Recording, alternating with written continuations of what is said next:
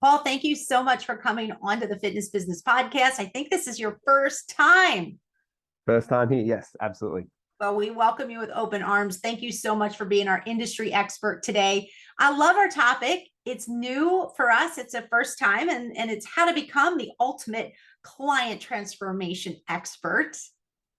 Yes, it is. So this is something I've been working with for a long time and basically managed to formulate it down into 3 areas, 9 overarching principles, which will help any trainer transform any client, whether it's physically, nutritionally, emotionally, mentally. It works with all contexts of goals.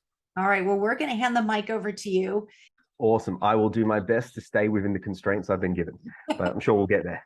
So basically, to become the ultimate client transformation expert, a lot of trainers approach what we do with a very binocular focus. We focus on one thing at a time. It's training, it's nutrition, it's macros, it's mindset only. No one really does it as an integrated whole. So look at all those different things for our clients, and then also what level our clients are at and how we need to communicate that with them and what strategies are going to work with them to help them achieve their goal. When people think transformation, they automatically think one thing: 28 days, 6 weeks, 12 weeks, etc. They think a finite time period, and the transformation is a before and an after pick. And realistically, that's one small element of a complete client transformation. Ideally, if your client has a complete transformation, by the end of the time you've been working with them, they can do it themselves. They'll know how to train themselves. They'll have a good relationship with food. They'll be able to create a nutrition plan for themselves that they can stick to and they can adhere to, that works in the constraints of their life and allows them to also have a social life. And they'll have a healthy mindset. They'll have a good relationship with themselves, with other people. They'll be able to tolerate pain when it handles and bounce back from setbacks. So really, my idea of a client transformation is something that's a little bit more holistic than what most people look at. But when you start breaking it down and understanding it, all the principles relate together and work together to create a product that's greater than the sum of its parts. So I break it down into 3 areas and 3 levels of clients. So I'll break that down real quickly for everyone. There's level 1 clients. These are, for most PTs, they're our base client. They're our bread and butter. People who come to us, they've never been to a gym before. They're scared, they're anxious in the environment. They don't really know anything about food. They might watch the movie Mean Girls and hear the line, "Is butter a carb?" and wonder if it's true. They don't really know anything yet. And unfortunately, our industry, it doesn't really cater for these people. We put up stuff on social media saying stuff like, "Oh, there's no such thing as toning," or "You just need to build muscle." And it just makes people feel worse than what they already did. So level 1 clients are the ones who need our help the most, but we don't give them the most amount of help. Most of our strategies are based towards advanced clients like macro counting and tracking and advanced periodization strategies, where these clients need basic principles. From here, we have level 2 clients. These clients have trained for a while. They've got decent nutrition habits. They like going to the gym. It's part of their life. It's part of who they are. These are the clients that, if you can take a level 1 to a level 2, you've effectively changed that person's life forever. You have actually succeeded in your job as a personal trainer, as a health coach, as a fitness professional, because that person's now in the habit of exercising. They've totally changed their nutrition plans. They may not be tracking everything to the gram and following a complex Bulgarian periodization scheme and have like ripped 6-pack, but they're so much healthier, both mentally and physically. Level 2 clients are the kind of clients that when you have, they'll stick around with the personal trainer for a long time, which in terms of building a decent business is really, really important. You want to have long-term client retention. Otherwise, you're constantly acquiring clients and then you just go backwards because your retention is poor. And then finally, you got level 3 clients. Level 3 clients are either your favorite or your least favorite client in the world. They're the clients who training is their life. It's the most important thing in the world to them. They'll come to you and go, "What do you think of my macros today? Oh, I saw this new exercise for the lower trapezius. Do you think I need it to improve my upward rotation of my scapula?" They're into it. And level 3 clients can be great because you can give them very basic instructions. Do this, they'll go and do it, or they'll argue with you till they're blue in the face about everything you do. So they can work very well for different trainers and different personality types. But what we need to do is we need to identify our clients where they fit on their client level so we can give them the best possible service. If we give a level 3 strategy to a level 1 client, like say macro tracking, the level 1 client's just going to throw their phone away and just have enough and they're just going to quit. Whereas if we tell a level 3 client, all right, cool, today I want you to have 2 servings of vegetables, they're going to go, this isn't advanced enough for me. This trainer doesn't have what I need. So the first step to becoming the ultimate client transformation expert is identifying where your clients are. Are they a 1? Are they a 2? Are they a 3? Then we go through principles of training, nutrition, and mindset and apply the right ones at the right time for the right client to always achieve a proper client transformation. So with training, we have 3 principles. Because obviously we have to talk about training, it's personal training, right? Training principle is use the right tool for the job. Use the right tool for the job every single time. So what this means is trainers, this is why I recommend Daniel Kahneman's book, Thinking Fast and Slow. Trainers have biases. If I've been powerlifting for a while and I really enjoy it, all my clients seem to turn into powerlifters. We see it all the time in the gym. Someone does a kettlebell certification, suddenly everyone's doing kettlebells. And it's not that kettlebells are a bad tool. Far from it. Kettlebells are awesome. But if someone's coming to you for hypertrophy, are they the best tool? No. Are they the best tool for strength development? No. Are they the best tool for cardiovascular development? No. Do they do a bit of everything? Yes. So what we need to do is use the right tool that's appropriate for the client. So we're going to talk about a beginner client who's never trained.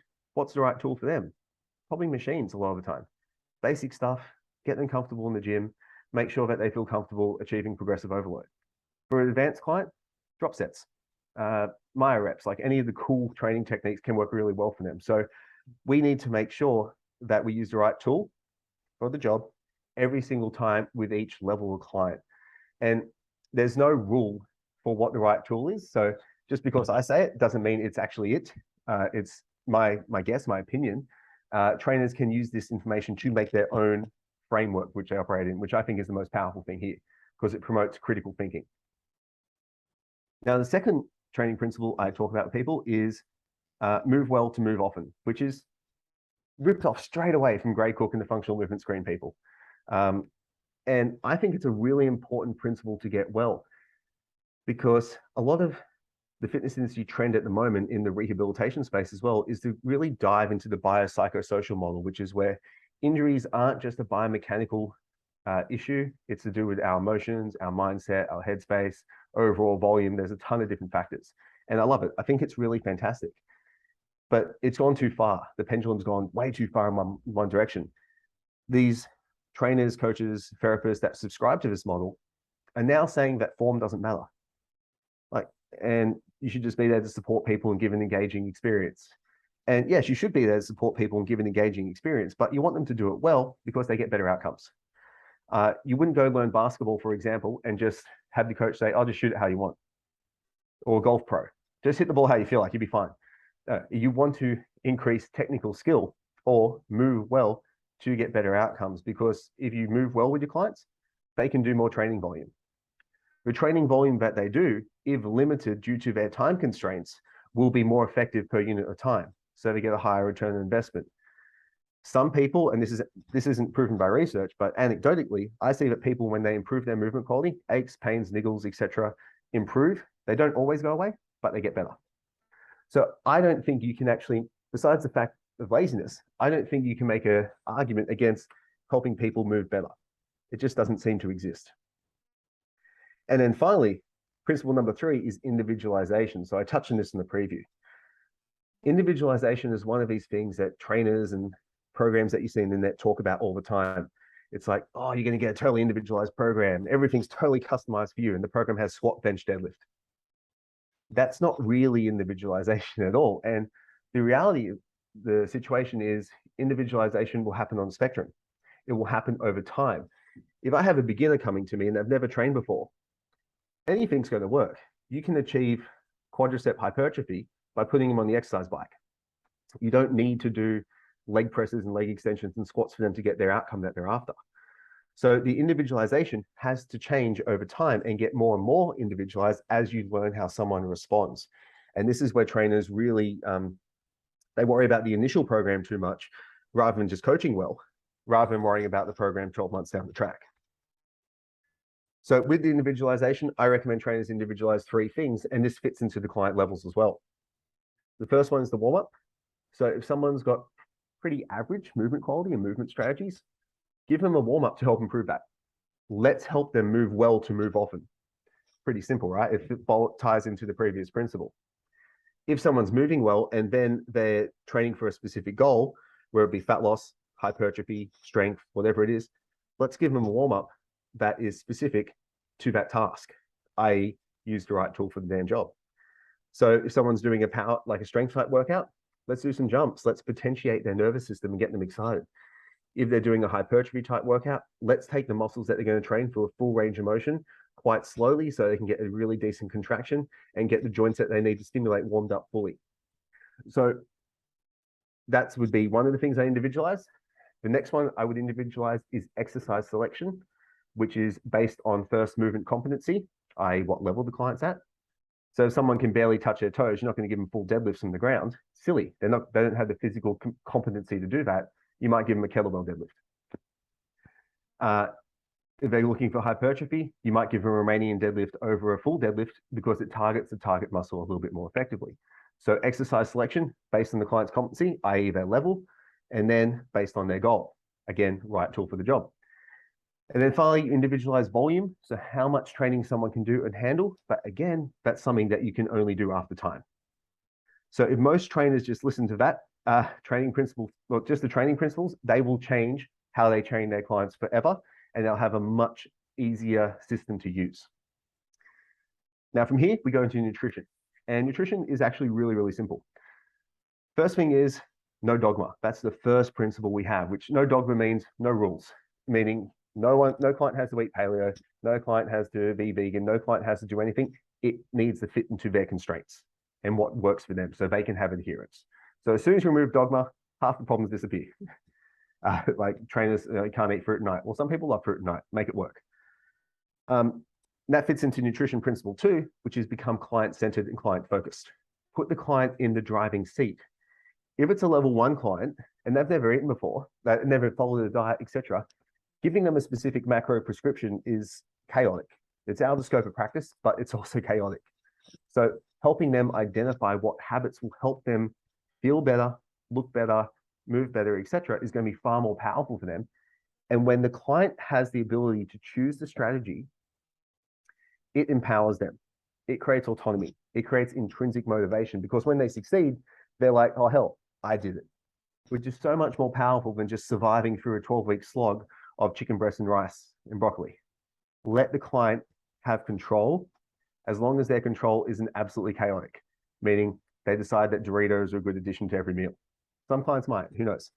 But having a client-centered approach makes nutrition coaching so much easier for you as a personal trainer, because you never broach your scope of practice. Your client stays happy the whole time, and they start developing those qualities, which take them from a level 1 to a level 3.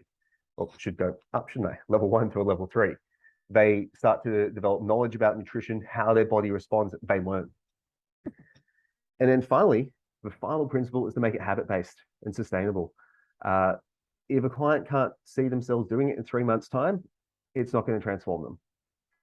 The only exceptions to the rule are physique and strength sport preparation. So if someone's going on a bodybuilding stage, it's not sustainable. It's not meant to be sustainable. Neither is a water cut for a strength sport or an athletic endeavor. So those things aren't meant to be sustainable. And as soon as we recognize that and go, they are for that purpose, they're totally fine. It's just when we try and apply something that's not sustainable and habit-based to what we want to do with everyday clients, where we run into roadblocks. So we want to sort that out. So getting your clients to prioritize habits. So, 5 servings of vegetables a day, 2 servings of fruit, protein with every meal, water with every meal. Like, there's so many different habits that you can have. Get outside in the sun for 10 minutes, walk after every, it doesn't matter. As long as the habit's health promoting and the client has charge of it, and you're not applying your dietary preferences and dogma to that client, i.e. all the principles fitting together, you're going to have client success in nutrition. And over a period of time, if you take a level 1 who's got really poor dietary habits, and then you take them to a level 3 where their habits are awesome, they're going to totally transform their body and also their health. So we can't tick those boxes with training and nutrition. Now we touch on mindset. And mindset's a very nebulous term. People use it for everything. If we're going to go down the very definitive definition, mindset is, there's a growth mindset and a fixed mindset. You can improve and get better, or your abilities are fixed and set in stone. mindset, I'm using it as a bit more of an all-encompassing scope rather than saying psychological health. So the first one we want to have is a decent relationship with food. The first mindset principle we want to instill. So if a client uses food to soothe themselves for emotional comfort, etc., they're never going to succeed in changing their body composition, because every time they get upset, they're going to eat and drink the pain away. So our goal as trainers is to identify if these things happen. We're not psychologists, we're not breaching our scope of practice in this way at all, but help them come up with other strategies for when they do feel stressed to then help them move on and make better choices. And the simple act of using a food journal and going, oh, cool, Dory, I noticed here that you, at about 2 o'clock, you ate 2 blocks of chocolate. That's impressive. Tell me what was going on. Oh, I just had a fight with my boss at work. Okay, can you see how you're using food as an emotional stress? And the client, to deal with stress, the client will go, oh my God, yeah, I do. And that moment of realization will allow them to facilitate change. So again, it becomes client-centered. There's no dogma and the client is in charge. The next one is, tool I teach is self-compassion. So it sounds really airy-fairy, give yourself a hug, everything's okay. Self-compassion is simply a skill set to help you get back on track when you fall off the rails. And everyone, I've never come across a client who has never fallen off a nutrition plan or training program. No one has ever been perfect, ever. Even me, I know, hard to believe. But self-compassion, basically I teach my clients there's 3 tenets of it. Mindfulness, so being aware of what's going on, being aware that you're going off the rails, for example. Common humanity, hey, everyone's probably done what you've done. I think everyone's wanted to have a glass of wine at night. It's okay, like don't kill yourself for it. It's not that big a deal. You're doing okay. And then finally, talk to yourself how you talk to your best friend. Most people's self-dialogue is terrible. They really beat themselves up. But if someone's best friend was eating, a bunch of crap after a really hard day, you'd probably forgive them. You'd say, it's okay, don't worry about it. You just get back on track the next day. But if they keep doing it, you would hold them accountable and push them to be better. That's what a best friend does. And the final mindset principle I teach is the biopsychosocial principle, which is basically that everything is related. So for trainers, it's not a therapy tool like it is for physiotherapists and stuff like that. It's to then be aware of the impact of other areas of life on everything else. So if someone's having a really bad day at work, or they haven't slept, or they got a newborn kid, don't expect their training to be the same. Don't expect their nutritional adherence to be the same, and give strategies for that. Basically become a more holistic minded trainer and look at how different things in their life are impacting them, and then use that to individualize their training on a session by session basis or a week by week basis. The other side of that is to also be aware of the social aspect of it. So starting to become a more open and all-encompassing human being who can recognize that, race, sexuality, culture, religion, all these things can impact how people respond to your communication. So being aware of that when you're communicating with clients will make it so much easier to then facilitate all the changes in the areas and the principles that I previously talked about. So if you can put those 9 principles together in those 3 areas, you can effectively become the ultimate client transformation expert. All right. Thank you so much, Paul. My gosh, there were so many great nuggets in there, some really good information, and you got through that really well, flawlessly, actually. Nice job. Thank you. I tried. I'm exhausted now. I'll sleep all day. Well, Paul, thank you so much for coming on and sharing your expert advice and knowledge with the rest of our FBP family. We don't want to hide that good information there in Sydney, Australia. So we needed to get you on here and get the word out about, you helping other people in the industry to make them, become the best personal trainer as possible. Cool. Thank you. All right. Well, we're going to make sure that in our show notes, we will have all of your contact information. So if any of our FBP family out there has a question, wants to add their 2 cents, whatever it may be, they can reach out to you and maybe have some kind of great discussion, or, maybe you guys will be in the same place at the same time and you can meet up. Yeah, that'd be great. Thank you so much. All right, Paul, that was fantastic. You did a really nice job. You do a great job speaking. Very nice. Thank you.